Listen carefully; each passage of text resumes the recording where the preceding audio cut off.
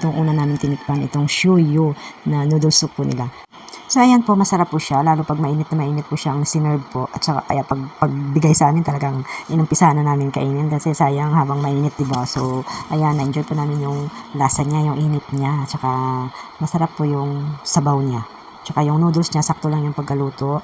At yung gulay, syempre, meron siyang mushroom, merong pork. At saka masarap yung pork na halo dyan, napakalambot po siya. Madaling nguyain, kahit na anuhin mo lang ng chopstick, mahahati na po siya. So, ayan. Naghati na lang po kami dyan sa isang bowl kasi malaking serve. 1 to 2 person naman. Good for 1 to 2 person tong isang bowl na ito. So, since di naman kami matakaw masyado, naghati na lang kami dyan sa isang bowl. So, ayan nga po.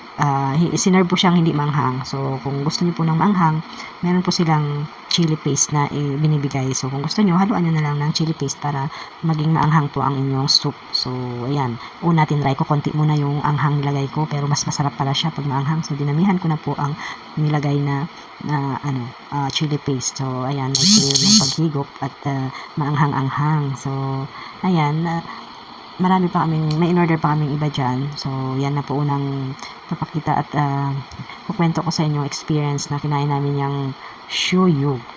Ano? Hindi ako kasi familiar sa mga Japanese food, kaya ayan, first time kong makatikim yan, kaya na-amaze po ako, na nagustuhan ko po.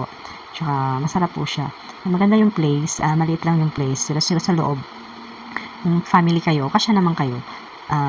Siguro meron silang 5 table sa loob na pang Japanese table, yung nakaupo kayo sa lapag tapos mababa yung table. Meron din naman silang regular table na good for 2, so meron silang 3 ganun doon sa loob.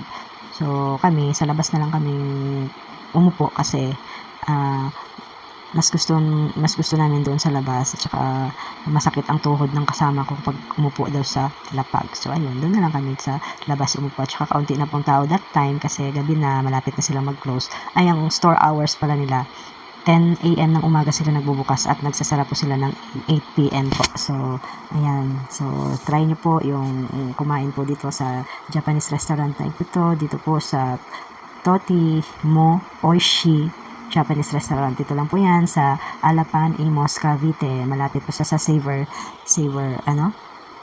Supermarket. Gilid lang po siya. So, before makarating ng SM Hypermarket po dito po sa Alapan. So, yan lang po. Thank you for watching. Abangan nyo po yung sunod na video ko para ikwento ko naman po yung ibang tinikman po namin pagkain dyan, at saka kung ano pong hitsura ng loob ng restaurant na yan. So, thank you for watching. God bless.